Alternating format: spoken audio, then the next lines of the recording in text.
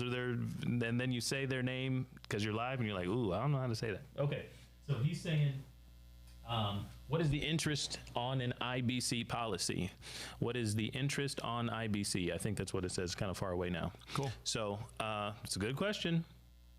It's not the only question. It's a good question, but it's not the only question. So I'll answer this one because I'm going to grill you a bunch. Okay. Okay, so number one is the contract. Remember, life insurance is a contract, so a policy is a contract. It's defined in the terms, in writing before you start. Day one, we are always talking about car insurance. We're always talking about phone insurance, and the contract is the contract, so the numbers are in there. Yep. Number one. Okay, so you can look and see before you are signed up for anything. It's not a contract till you sign it and you send in some premium dollars. So those numbers are defined historically. In the last few years, you're going to hear a lot of people out there with content like us talk about that guaranteed rate being one of the numbers at 4%. You're going to hear that a lot. Also, you're going to hear about bonuses, dividends, extras, and that's a little bit separate. So you're going to get a guaranteed growth rate on your premium dollars throughout your whole life at a certain rate. But also, in the infinite wisdom of all of our governments out there, in the last year, they changed up so many things by freezing the economy, basically, that the numbers have been updated. So you're going to have to check with your insurance company to see. A lot of people are finagling in the 2s and 3s area, maybe still 4s as well. So it depends on your company, but it's in the contract. You can check it out. Yeah, absolutely. All right, it looks like we got it over here on YouTube as well. So our YouTube family, hit us up with compounding questions right here, jumping into the chat as well. But it's good to see everybody. This is kind of complicated. It is kind of complicated. It might be too much for us. Next time we won't do as many. Yeah, it's a lot. Or maybe we'll get better at it. And we need to hire some interns. Okay, so on this episode, what we're going to do is, you have anything? Anybody asking you questions? I don't think I've got any questions over here so far. I'm not exactly sure how to see the chat, quite honest. You might be seeing it. Oh, I might be seeing it. You might be seeing it. So let's jump into the episode. Okay, guys, so if you have questions, hit us up with anything, really, but this is defining the term. So in this episode, Jonah, what I'm going to have you do for everybody is you define, I came up with a list of buzzwords. Okay. These are words in insurance, in IBC, in infinite banking that people always say, but the average new listener may not know what is being talked about. Okay, no problem. Okay, so I've listed them right here. Try not to peek. No problem. All right, but I did not write down any definitions. How would you define carrier? That's a What good does that question. mean? So again, I think it's important that we preface the list of questions with saying, basically throughout our weeks, we talk to just a good number of brand new people who've got no idea what they're doing in insurance, but they've seen our content or they've read a book or they watched a YouTube video or whatever it might be, and now they're interested, and so they have these questions. And so when they call in and ask these questions, while it might to you, the person who's had a policy or who grew up around insurance or talked to us earlier a year ago about banking, then while it might seem so simple to you, it's not simple for the next or new person. And so that's why we're going to part of our mission, once again, is here we're here to crack the code to cash flow. So cracking the code means defining terms. It really does mean that. It's helping people understand, is this some sort of mystery and I'll never understand it? Are there really haves and have-nots, or can it be defined for people who are just getting started? We don't want to talk over anybody's head. So in our values, when we kind of started doing this about 4 years ago, and we started helping other people do it, one of the things that we talked about a lot was we're going to define this in two ways. One, that a high school student who's interested in their money and growing wealth would understand, and number two, we got to make sure mom understands it. Yeah, you got it. So let's jump back into it. The first question was a carrier, right? How do I define carrier? So in insurance terminology, a carrier is an insurance company. It's basically what it is. So a lot of times you might hear it in context of like, oh, there's a lot of different carriers. All they're saying is there's a lot of different insurance companies. Right. That's legitimately all it is. If you're familiar with car insurance and you have State Farm and Progressive and Allstate, they're all carriers of car insurance. As all it carriers is really just the company. Right. That's what it is. Easy. Okay, very good. Here's another one. Agent. What does that mean? Yeah. So the agent. Well, let me give you two things. So Okay. agent and broker. I have that down. So Okay, no sometimes problem. we're using them interchangeably. Are they the same thing? Are they different things? They're close. They're close, but there is a difference. Okay. So if you're just going to say agent, so that's it, of course the full term. The term is going to be insurance agent. Right. That's the full term. But an agent is actually someone that's captive. You might have heard this word before as well. It's someone that's captive to that particular insurance company. So what that means is if you are an insurance agent for State Farm, for instance, as I just brought them up with car insurance. Jake from State Farm. Jake from State Farm, you got it. Or Flo from Progressive. You can't go to Flo from Progressive and get a State Farm policy. Not happening, right? You can't call Jake from State Farm and then get the Allstate guy's Get policy. some quotes. Yeah, get some quotes from all around. It doesn't work like that. okay, You that's can't what do you're it. So insurance agent, again, they use this term a lot, captive. What it means that they're stuck with one company. Yeah. That's what it means. Now, the other side of that is broker, the other term. Broker is basically the opposite. It's still an insurance person, but they're not locked into the one company.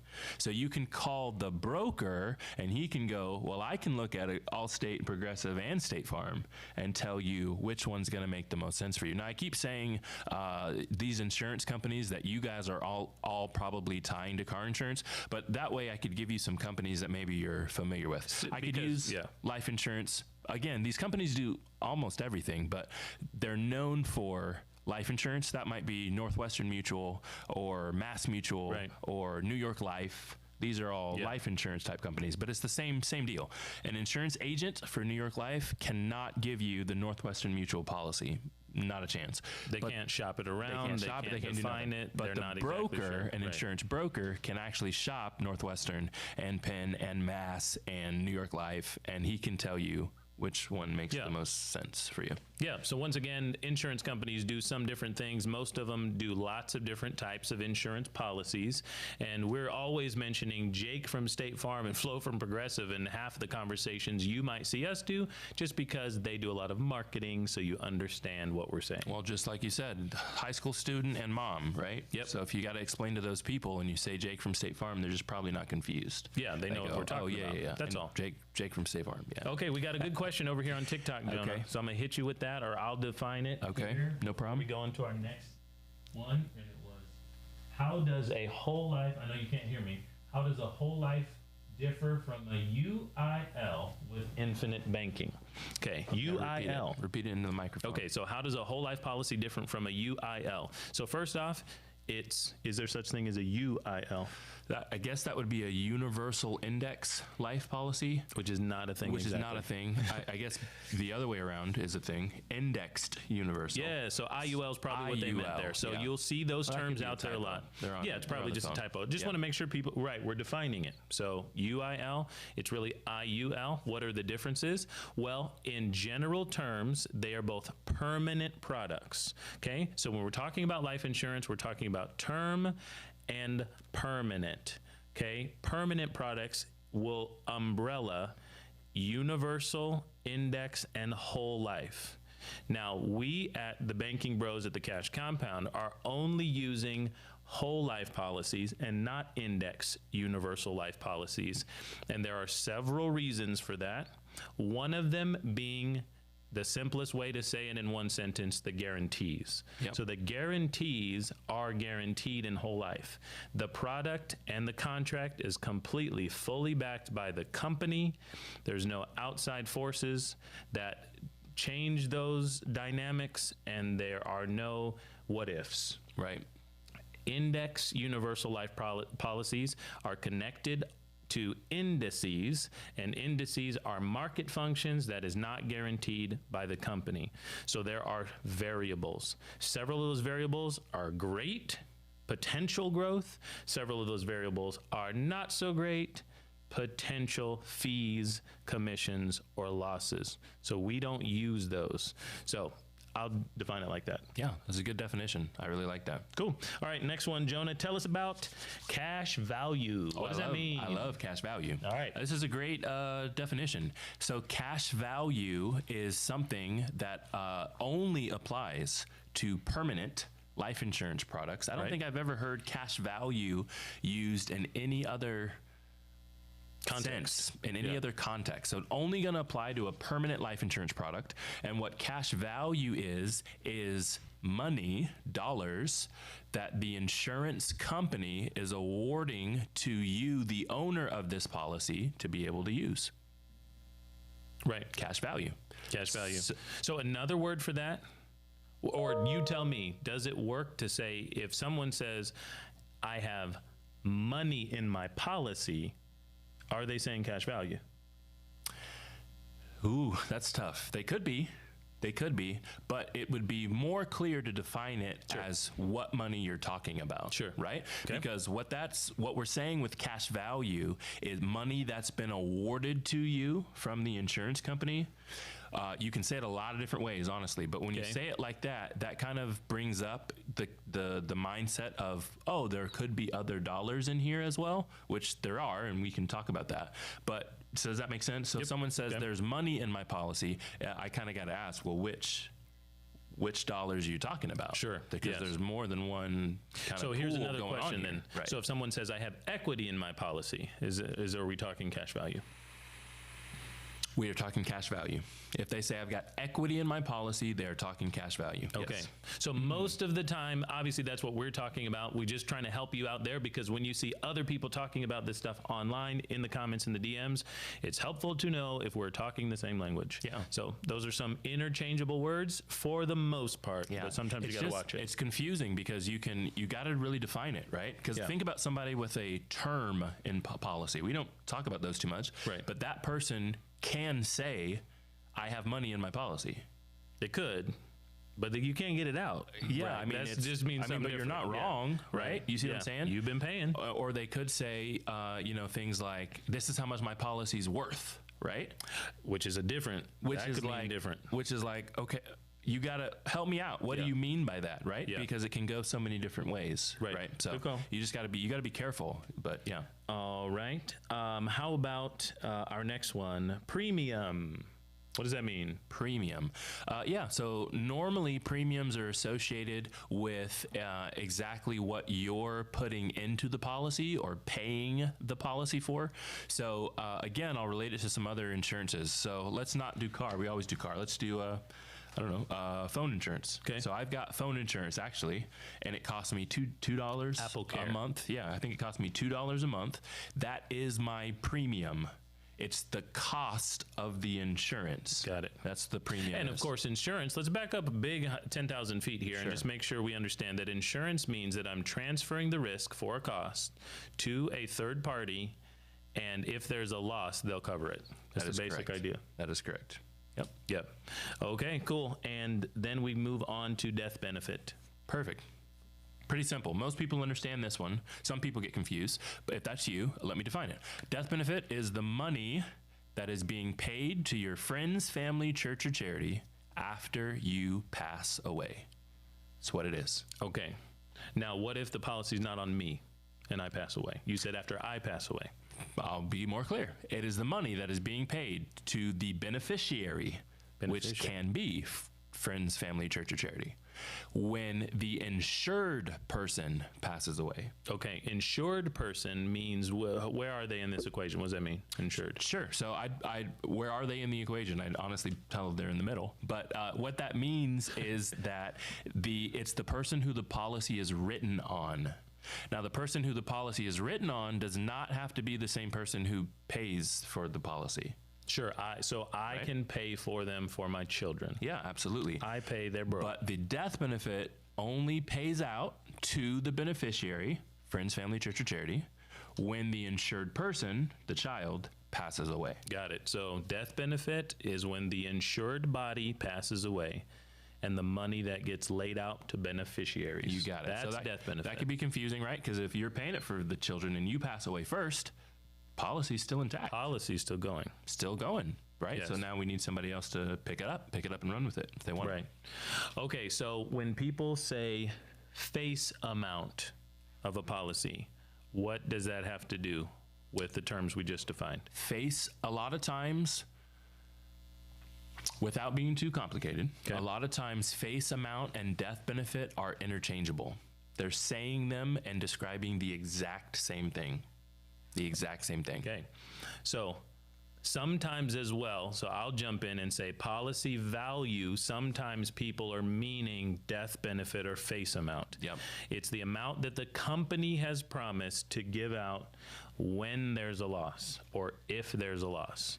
That's right. Got it? Okay, so hopefully that doesn't confuse you, just helps you understand some of those videos and terms and books you're reading out there. Next one, Jonah, how about dividends? Nice. I love that. So, man, I used to know the exact definition of a dividend. I used to literally know this off the top of my head. But now I have to paraphrase because I don't remember the exact definition of a dividend. But a dividend is, it came back to me. Okay. A dividend is actually money that an insurance company, a mutual insurance company, gives back to the policy owners as like we define it, as a bonus, as extra. But technically, this dividend is defined as unearned premium. What that means is the policy owners in general have been paying the premiums, paying the cost of the insurance, and the insurance company didn't need all that money to pay the death benefits.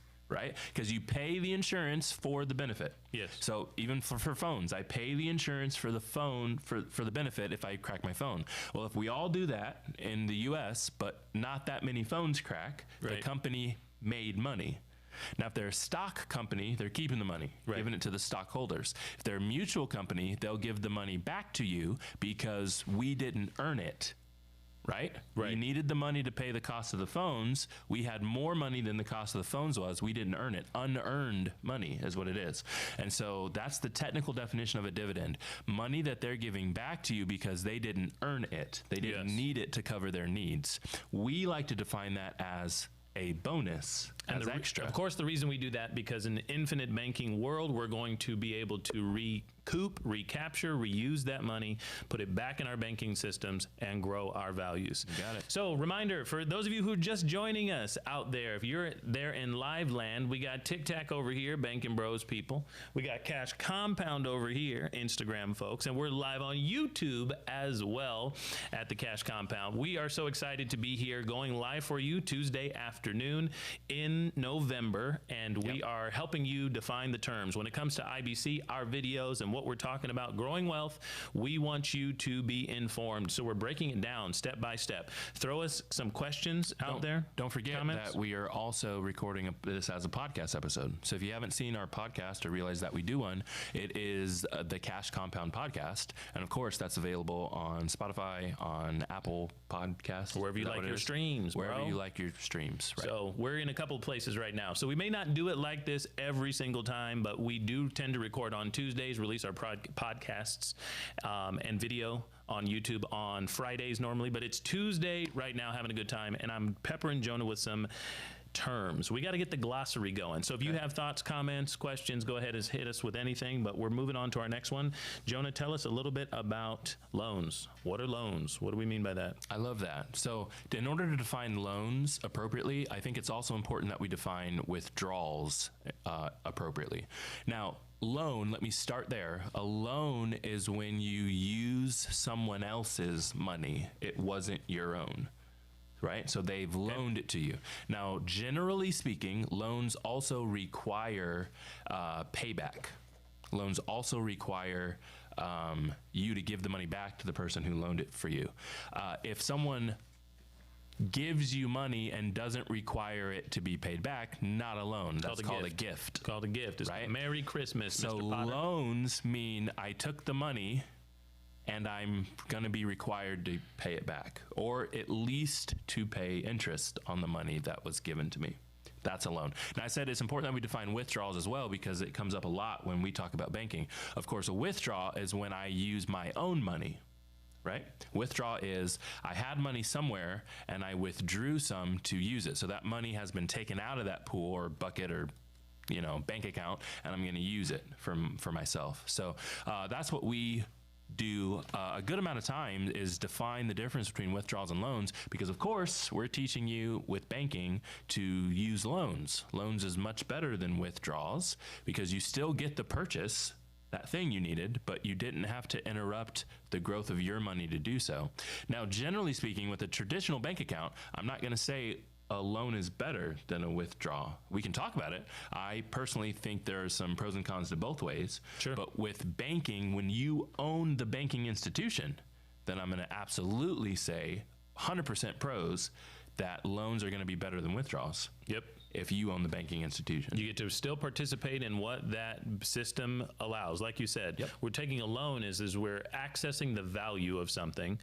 When we own it at the bank, we're accessing the value and being able to use it for other things without interrupting all the goodness of what that institution provides us. Absolutely. So the three things, you asked the question about loans, but the three things we talked about: gifts. Someone gave it to me and I don't have to give it back. Right. Gift. Loan. Someone gave it to me and I have to give it back, or at least I have to pay interest on it. Loan. Withdraw. Someone, I took it from myself. I took value out of something. I took value out. Withdraw. The three things. Okay, Jonah, a couple of things came to us live here. TikTok, I think, came out first, and then we're going to hit up my man Briggs J3000. All right, or cool. my girl, whoever it is out there. Appreciate you. Okay, over here is the name of the podcast. Once again, hopefully you heard it, The Cash Compound. So look that up. Spotify, if you're a Spotify person, maybe on Apple as well. How do you get started? I see that right there. We would love to hear from you. Click our link in the bio. I'll personally be calling you very soon, if you call me during the good hours, but I'll personally call you very soon. We'll talk through it and get you rolling. Let's do it. And how much do you need to start? I love that. How much do you need to start an IB policy? That's a perfect question. So realistically speaking, when you want to get started with a banking policy, remember that we're teaching you to use this policy as a bank. And so you're going to deposit money into your bank account. So the real answer to how much do I have to put in to get started is as much as you want to, because you're going to use this as a bank account. Now, for us, for banking, I'm never going to tell you what you're putting in is too high or too low. Right? It's always just right. There's no big, whatever you got, whatever you want to put in, it's always just right. However, the insurance company does have some parameters that we have to abide by.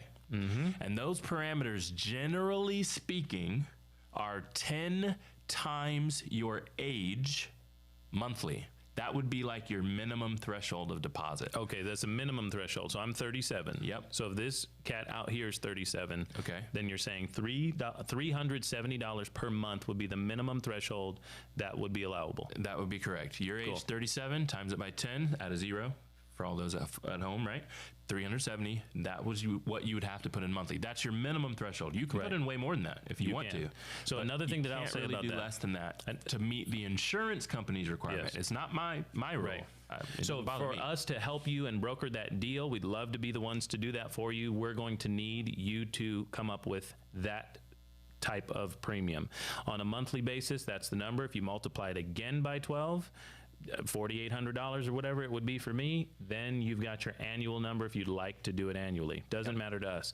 Second thing that I'll say is when you're placing this money inside your system, think of this as an ongoing recurring thing. Your premium will not change. It's a level premium, so it will not go up. They'll never send you a higher bill throughout your life, no matter if you turn 100 years old or whatever. And that's the number you need to be thinking about. Good question. We'd love to help. Good question. Okay, so, and over here, which life insurance companies have immediate cash value? Oh, okay. That's a good question. Is that from our YouTube friend? YouTube. All right, YouTube. Here.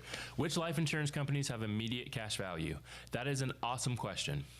The question is misguided. You don't know something we know. Yeah. That's all. And the reason I say that it's misguided is because it's insurance companies offer many products. Does that make sense? Like we brought up a few earlier. State Farm.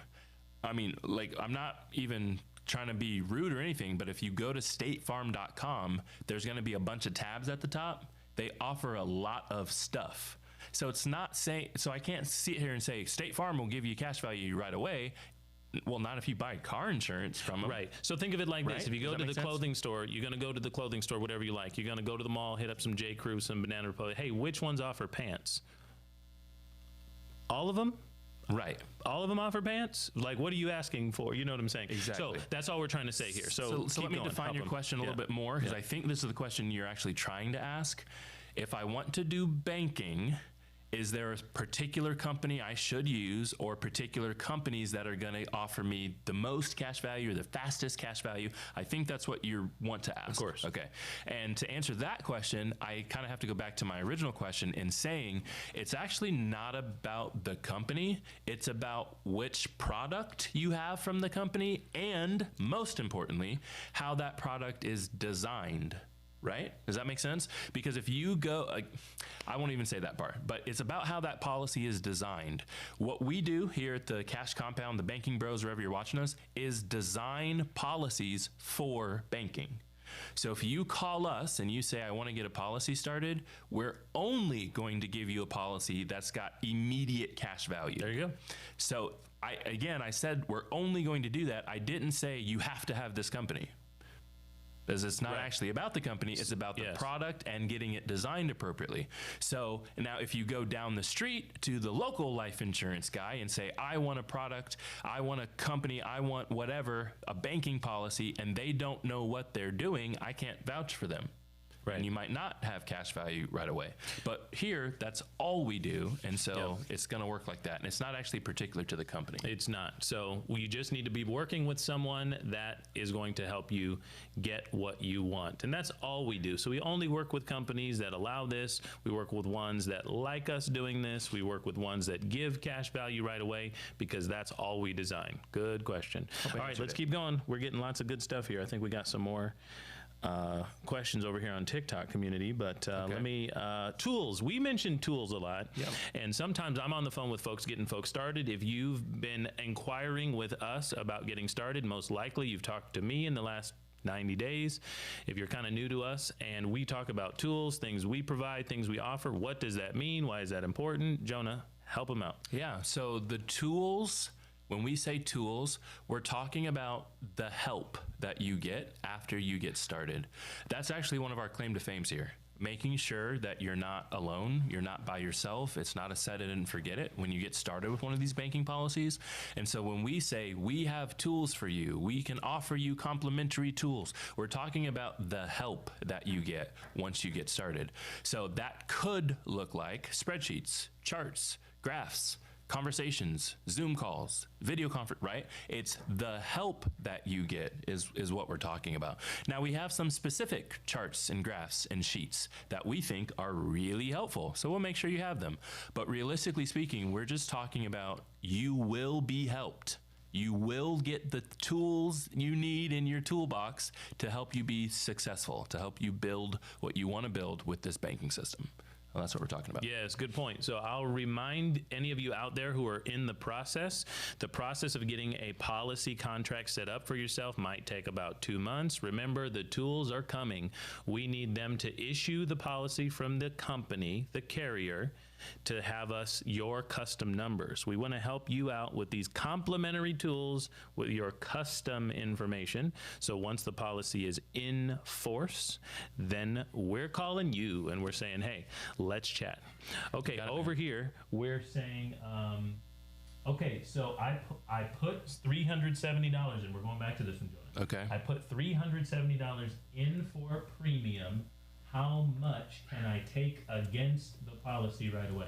I do like the way they defined it. You're typing, so I'll say it. Okay. Okay, so in general, this is how we're going to set up policies for you. Okay, so when we're talking about banking policies, that means there will be cash value right away, because that's the way we've set it up. So if someone out there is not saying there's cash value right away, they're not talking about the same thing we're doing, or they're not setting up the same things, okay? Yep. Secondly, how much money can you pull? We have a pretty much defined amount that we set up policies for. There are going to be a little bit variations on this. Once again, we just came off saying there's custom things about you, your body, your life, your age that factor into it, and a few things from time to time that have to do with the companies. But generally, it's going to be the same number. You'll see this represented in lots of our cup videos. We snuck it in there.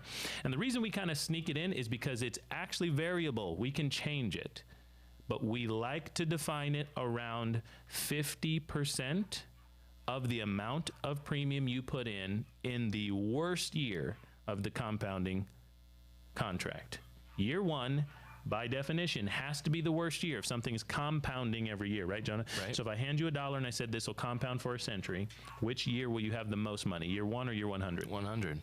By far. By far, right? That's what compounding means. So in year one, the worst year of your situation, the least efficient year of the cash value, there will be cash value for you. It'll be available right away. We'll help you get it.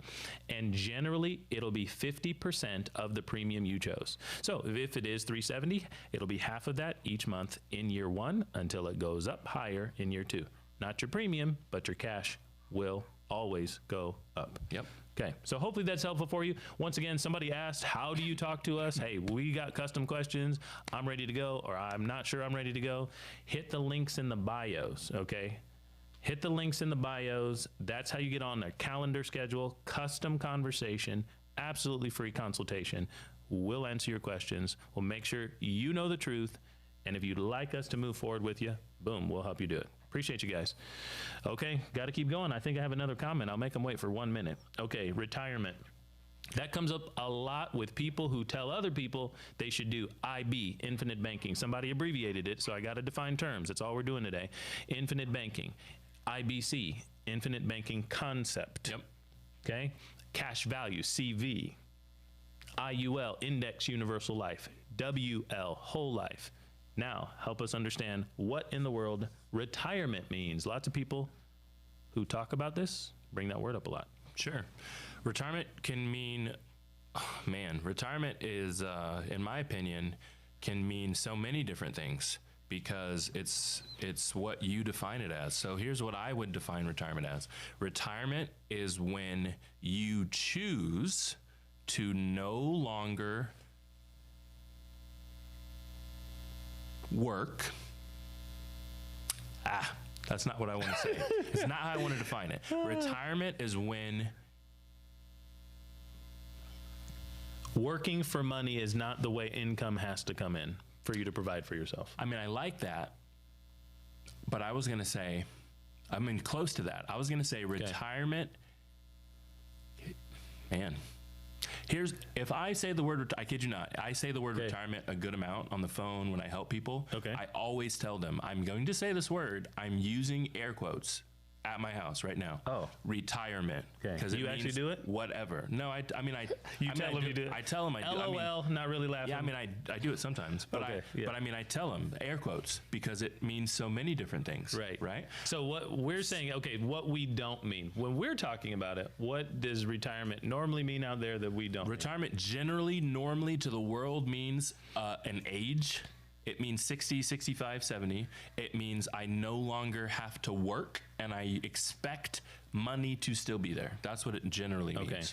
Now, when we're talking about retirement, we're more often talking about the idea of that you don't have to do effort to cover your expenses. We're talking about, when we say the word retirement, I'm talking about passive income. Passive income is high enough that you get to choose to do whatever you do. The reason I had a hard time defining it earlier is because passive income can be really high at 20, but they still want to do stuff, so they still do it. Right? Does that make sense? Yeah. And that person, you could call them retired to like the world standard, but if they can do whatever they want. Are not talking about the qualified plans of government. Yeah, no. We're not talking about that. Okay, good question. One or two more. Do we have any comments over here? We got one or two more. You're good out there. We're just making fun of y'all sometimes. All right. Is the premium amount flexible? And is IUL better than IBC? Okay. Those are two really good questions, actually. Okay. Is the premium amount flexible? Yes. Does the premium amount change? No. Okay, so we have to define what that means. Premium, when you're using a policy contract out there for IBC, infinite banking concept, the premium in a whole life policy does not change. It is level. Okay, level premium means? Doesn't change. Doesn't change. Doesn't matter how old you get, how long you have it. Doesn't matter what the market does, anything like that. Okay? So it does not change. Do you have flexibility in it, though? Yes. Okay. What does that mean? Flexibility means that you can adjust it. You can put in a little less. You can put in a little more, right? But that doesn't mean that it changed. Yeah. They sent you the same notice. They sent you the same payment notice. If you 370, this TikTok kept talking about 370 earlier. If 370 is what you picked, then 370 is what the payment notice shows up for. It's what they're expecting from you. But if 1 month it's just tough, COVID, whatever it might be, and you're like 370 ain't gonna cut it. I don't have it. I got 200, Jonah. Cool. Hey. 200s. Yeah. So cool. you can have flexibility lower and above. Right. And of course, we'll define in a different change conversation. your premium, yeah, but right? the premium is actually the same. So what people get hung up on a lot, I hear this so often, is they go, okay, well, I know I'll make a little bit more money, or I want to wait till year 3 or 4 or 5 when I start getting a lot more money for my policy. Okay. Then I'm going to take that 370 and make it 1,000. And that's what you can't do. Right. 370 is what you pick. You have some flexibility. You have a little some, bit above, some little bit below, flexibility. but you can't go and change it. Yeah. So we'll get into that in a different, a different time. But yes, so you pick what you plan to continuously do throughout your whole life. Get it? And the last one, I'm going to have to, we got a bunch in right there. Oh, no, we didn't. We just got one. Okay. Is IUL better than IBC? So first off, IUL is a product. IBC is a concept. They're actually different. Okay. So IUL is a type of permanent policy that insurance companies sell, Index Universal Life, and IBC is the infinite banking concept. So it's not a product. Okay, so a way of thinking. It's a way of thinking, and it's a way of using something. And if you're talking about IBC specifically, IBC, I'm going to add the C on there like you did. That is not using an IUL. Infinite banking has a tendency to have this broad spectrum of what it could be, what you could use. Infinite banking concept is like a registered trademark type term from Nelson Nash, the founder of the infinite banking concept, and he's not using IULs at all. So we like it a lot. We like it a little better. So appreciate you guys. We're going to have to roll. This has been really good. Yeah. We almost got through our list, but you guys hit us up with good things to talk about on top of that and helping define some terms. So, hey, we appreciate you guys out there wherever you've been joining us, and we hope to be back here on most of these platforms, if not all and more, in future weeks. So keep following the Banking Bros and the Cash Compound for all of your education around cash value growth and cracking the code to cash flow. We would love to talk to you. Click the links, jump on our schedule, and we will define terms and answer questions for you till you and us are blue in the face. That is a free consultation that we offer to our community to help them understand what is possible and how they can free themselves from bondage and get out of debt and grow their wealth and do what the ultra wealthy have done in this country for 200 years. We appreciate you guys. We're going to start signing off all over the place, but hit us in the DMs if you have another question. We'll try to get it to you even this afternoon or tonight. Okay. See ya. See you later.